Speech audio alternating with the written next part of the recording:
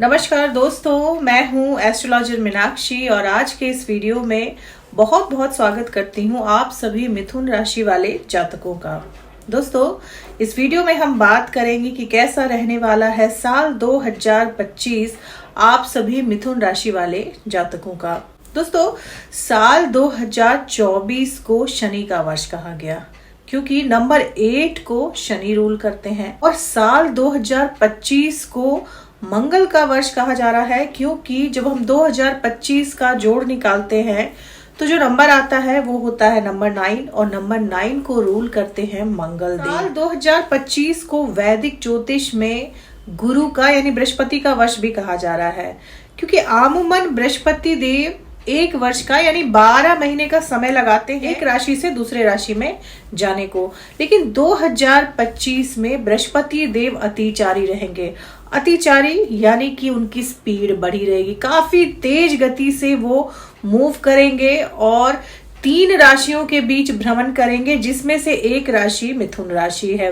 दोस्तों, बृहस्पति देव अभी आपके 12वें भाव में विराजमान है यानी कि वृषभ राशि में, और बृहस्पति देव आपके 7th भाव और 10th भाव के स्वामी हैं यानी आपके पार्टनरशिप, विवाह और आपके नौकरी व्यापार का जिम्मा बृहस्पति देव का है और वो अभी आपके 12वें भाव में है। लेकिन बृहस्पति देव 14 मई 2025 को आपके पहले भाव में गोचर करेंगे और यहाँ से एक बहुत बड़ा बदलाव शुरू होगा आपके जीवन में। दूसरी जो महत्वपूर्ण घटना होगी 2025 में वो होगा शनि देव का गोचर।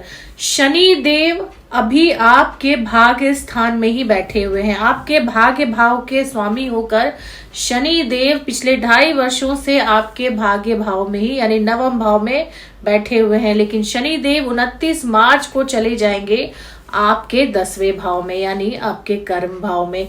काल पुरुष की कुंडली में शनि देव कर्म भाव के स्वामी हैं यानी 10वें भाव के स्वामी हैं और आपकी राशि वाले लोगों के लिए योग कारक ग्रह हैं। उनका गोचर बहुत महत्वपूर्ण रहेगा आप सभी मिथुन राशि वाले जातकों के लिए। तीसरा जो महत्वपूर्ण गोचर होने जा रहा है दोस्तों वो है राहु केतु का।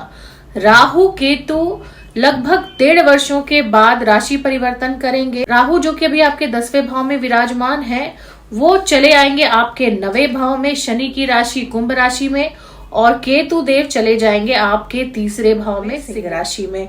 तो ये राहु केतु का गोचर भी आपके लिए बहुत बड़े बड़े बदलाव लाएगा जो 2025 आपके लिए, आपके भाग्योदय के लिए बहुत ही महत्वपूर्ण है क्योंकि बृहस्पति देव आपके पहले भाव में आएंगे। बृहस्पति देव आपको विवाह से संबंधित अच्छे परिणाम देंगे।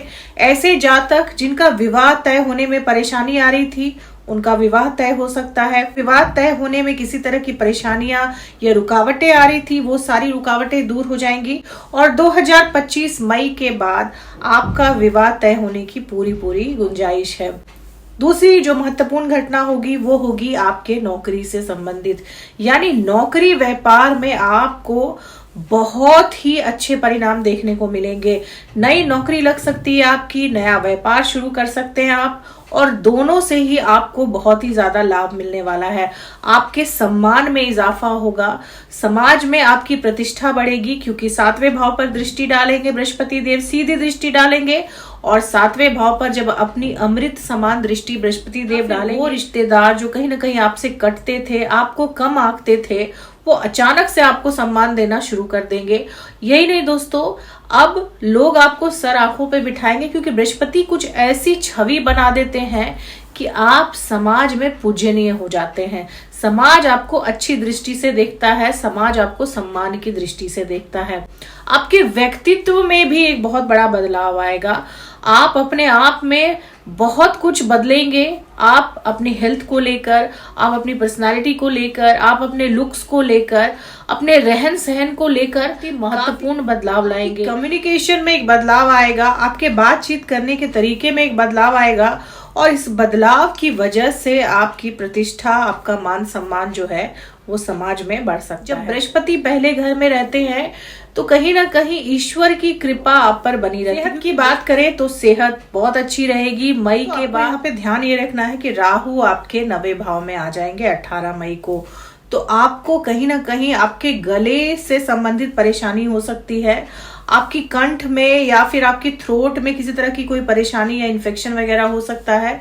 इसके अलावा आपको चेस्ट में भी इन्फेक्शन हो सकता है, इसकी संभावना है। बाकी किसी तरह की कोई बड़ी समस्या हेल्थ से रिलेटेड आपको नहीं होगी। और अगर किसी तरह की समस्या से आप अभी तक ग्रस्त भी हैं तो वो मई 2025 के बाद पूरी तरह से दूर हो जाएगी, क्योंकि बृहस्पति जब पहले भाव में रहते हैं तो आपके स्वास्थ्य को बहुत ही अच्छा। शनि आ रहे हैं आपके 10वें भाव में, और जब शनि 10वें भाव में आते हैं तो आपको नौकरी में बहुत अच्छे परिणाम मिलते हैं, लेकिन आपके ट्रांसफर के, आपके स्थान परिवर्तन के योग बना देंगे शनिदेव, क्योंकि 10वें भाव में बैठकर वो सीधी दृष्टि डालेंगे आपके चौथे भाव पर।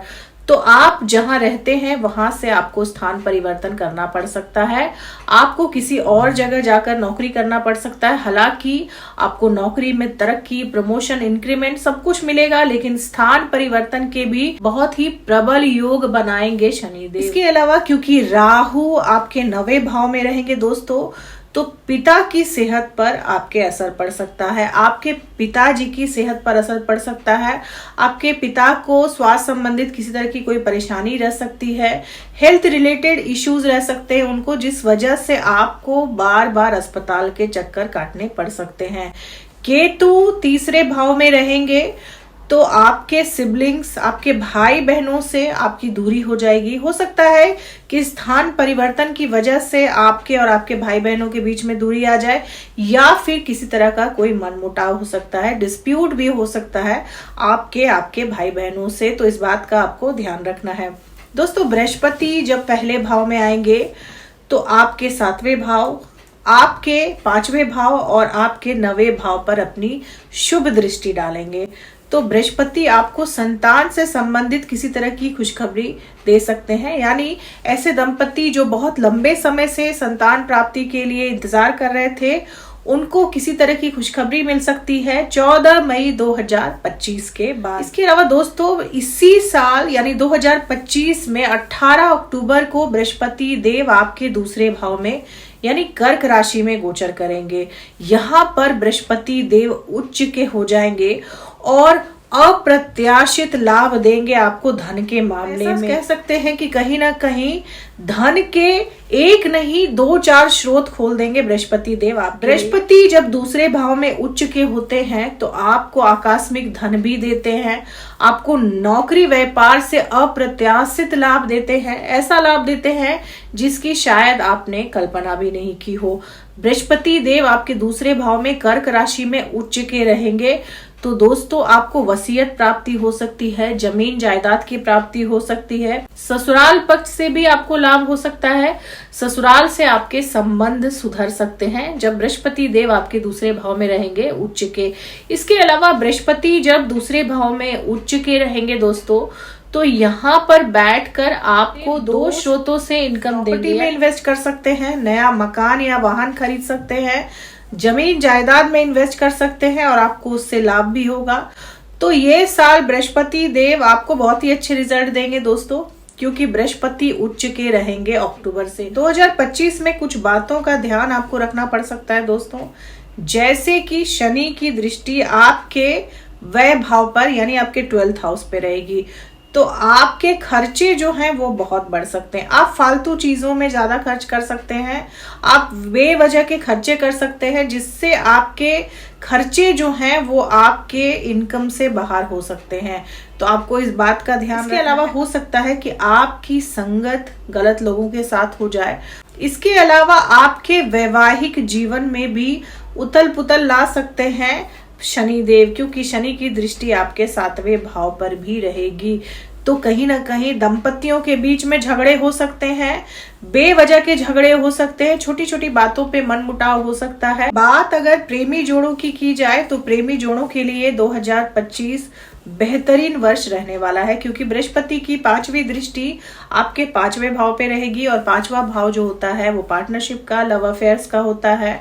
तो आपके और आपके पार्टनर के बीच में एक बहुत ही मजबूत बॉन्डिंग बनेगी, अंडरस्टैंडिंग बनेगी। अभी तक जो रिश्ता ऊपर ऊपर से था वो कहीं ना कहीं सोल से जुड़ जाएगा। और बहुत ज्यादा गुंजाइश है दोस्तों कि आपका प्यार जो है वो विवाह में तब्दील हो जाए, क्योंकि बृहस्पति की दृष्टि रहेगी।